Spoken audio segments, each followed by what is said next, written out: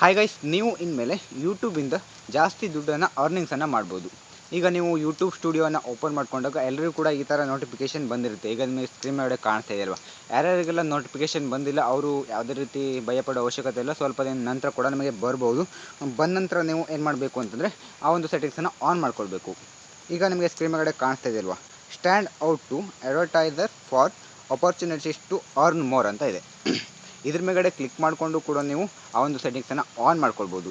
ಇದ್ರ ಮೇಗಡೆ ಕ್ಲಿಕ್ ಮಾಡಿ ಯಾವ ರೀತಿಯಾಗಿ ಆನ್ ಮಾಡ್ಕೊಳ್ಳೋದು ಅಂತ ಹಿಂದಿನ ವೀಡಿಯೋದಲ್ಲಿ ನಾನು ಮಾಡಿದ್ದೀನಿ. ನೀವು ಬೇಕು ಅಂತಂದರೆ ಚೆಕ್ ಮಾಡ್ಕೊಳ್ಳಿ. ಈಗ ನಾನು ಕ್ರೋಮಲ್ಲಿ ಯಾವ ರೀತಿಯಾಗಿ ಆನ್ ಮಾಡ್ಕೊಳ್ಬೋದು. ಈಗ ಇಂತಹ ನೋಟಿಫಿಕೇಷನ್ ಯಾರ್ಯಾರಿಗೆಲ್ಲ ಬಂದಿರುತ್ತೆ ಅವರು ಈ ಒಂದು ನೋಟಿಫಿಕೇಷನ್ ಯಾಕೆ ಬಂದಿದೆ ಅಂತ ಗೊತ್ತಾಗದೆ ಇಲ್ಲಿ ರಾಂಗ್ ಮಾರ್ಕ್ ಮೇಗಡೆ ಕ್ಲಿಕ್ ಮಾಡೋರು ಇರ್ತಾರೆ. ಆದ್ದರಿಂದ ಯಾರೆಲ್ಲ ರಾಂಗ್ ಮಾರ್ಕ್ ಮೇಗಡೆ ಕ್ಲಿಕ್ ಮಾಡಿದ್ರೆ ಈ ಒಂದು ನೋಟಿಫಿಕೇಷನ್ನ ಎಲ್ಲರೂ ಕೂಡ ಆನನ್ನು ಮಾಡ್ಕೊಳ್ಳಿ. ಈ ಒಂದು ಸೆಟ್ಟಿಂಗ್ಸನ್ನು ಎಲ್ಲರೂ ಕೂಡ ಆನ್ ಮಾಡ್ಕೊಳ್ಳಿ.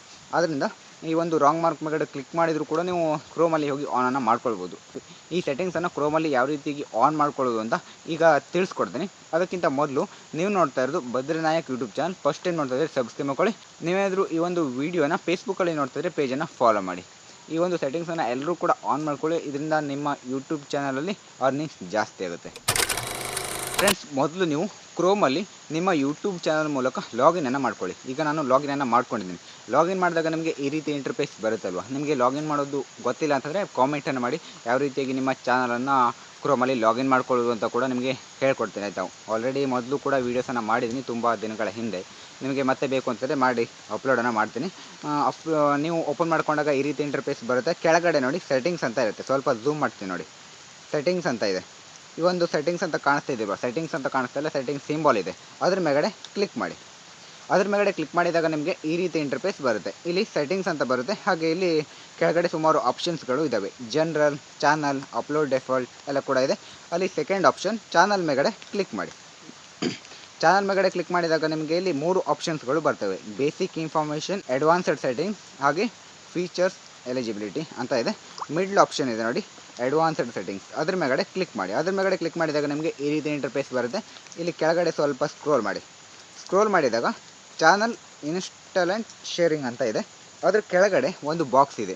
ನಾನು ಆ ಒಂದು ಬಾಕ್ಸನ್ನು ಆಲ್ರೆಡಿ ಟಿಕ್ ಮಾಡಿದ್ದೀನಿ, ಅಲೋ ಕೊಟ್ಟಿದ್ದೀನಿ. ಆ ಒಂದು ಸೆಟ್ಟಿಂಗ್ಸನ್ನು ಆನ್ ಮಾಡ್ಕೊಂಡಿದ್ದೀನಿ. ಅದರಿಂದ ಅಲ್ಲಿ ಟಿಕ್ ಮಾರ್ಕ್, ರೈಟ್ ಮಾರ್ಕ್ ಕಾಣಿಸ್ತಾ ಇದೆ. ನೀವು ಆನ್ ಮಾಡ್ಕೊಂಡಿಲ್ಲ ಅಂತಂದರೆ ಖಾಲಿ ಬಾಕ್ಸ್ ಇರುತ್ತೆ. ಆ ಒಂದು ಖಾಲಿ ಬಾಕ್ಸ್ ಮೇಗಡೆ ಕ್ಲಿಕ್ ಮಾಡಿ. ಈಗ ನೋಡಿ, ಆ ಒಂದು ಖಾಲಿ ಬಾಕ್ಸ್ ಮೇಗಡೆ ಕ್ಲಿಕ್ ಮಾಡಿದ್ದೀನಿ. ಅದು ರೈಟ್ ಮಾರ್ಕ್ ಹಾಕಿರೋದು ಹೋಗಿದೆ. ಈಗ ಆ ಒಂದು ಖಾಲಿ ನಿಮಗೆ ಈ ರೀತಿಯಾಗಿ ಕಾಣಿಸ್ತಾ ಇರುತ್ತೆ. ಖಾಲಿ ಬಾಕ್ಸ್ ಇರುತ್ತೆ. ಅದ್ರ ಮೇಗಡೆ ಕ್ಲಿಕ್ ಮಾಡಿ. ಅದ್ರ ಮೇಗಡೆ ಕ್ಲಿಕ್ ಮಾಡಿದಾಗ ನಿಮಗೆ ಇಲ್ಲಿ ಕೆಳಗಡೆ ರೈಟ್ ಸೈಡಲ್ಲಿ ಕೆಳಗಡೆ ಕ್ಲೋಸ್ ಅಂತ ಇದೆ. ಹಾಗೆ ಅದ್ರ ಪಕ್ಕದಲ್ಲಿ ಸೇವ್ ಅಂತ ಇದೆ. ಸೇವ್ ಮೇಗಡೆ ಕ್ಲಿಕ್ ಮಾಡಿ. ಫ್ರೆಂಡ್ಸ್, ಈಗ ನೀವು ಸೇವ್ ಮೇಗಡೆ ಕ್ಲಿಕ್ ಮಾಡಿದ್ರಲ್ವ, ಇದಿಷ್ಟನ್ನು ಮಾಡಿದರೆ ನಿಮ್ಮ ಯೂಟ್ಯೂಬ್ ಚಾನಲಲ್ಲಿ ಅರ್ನಿಂಗ್ಸ್ ಈಗ ಜಾಸ್ತಿ ಆಗುತ್ತಾ ಹೋಗುತ್ತೆ. ಫ್ರೆಂಡ್ಸ್, ಈಗ ನಿಮಗೆ ಗೊತ್ತಾಯ್ತಲ್ವ ಯಾವ ರೀತಿಯಾಗಿ ಆ ಒಂದು ಸೆಟ್ಟಿಂಗ್ಸನ್ನು ಆನ್ ಮಾಡ್ಕೊಳ್ಳೋದು ಅಂತ. ನಿಮಗೆ ಈ ಒಂದು ವೀಡಿಯೋ ಕರೆಕ್ಟಾಗಿ ಅರ್ಥ ಆಗಿದೆ ಅಂತ ಅಂದ್ಕೊಂಡಿದ್ರೆ ಇದೇ ರೀತಿಯಂಥ ವೀಡಿಯೋಸ್ಗಳು ಬರ್ತಾ ಇರ್ತವೆ. ಅದರಿಂದ ಈ ಒಂದು ಚಾನಲ್ನ ಸಬ್ಸ್ಕ್ರೈಬನ್ನು ಮಾಡ್ಕೊಳ್ಳಿ. ಹಾಗೆ ಮುಂದಿನ ವಿಡಿಯೋತೆ ಮತ್ತೆ ಎಲ್ಲರೂ ಕೂಡ ಸಿಗೋಣ. ಈ ಒಂದು ವಿಡಿಯೋನ ಶೇರ್ ಮಾಡಿ. Thank for watching. Bye bye.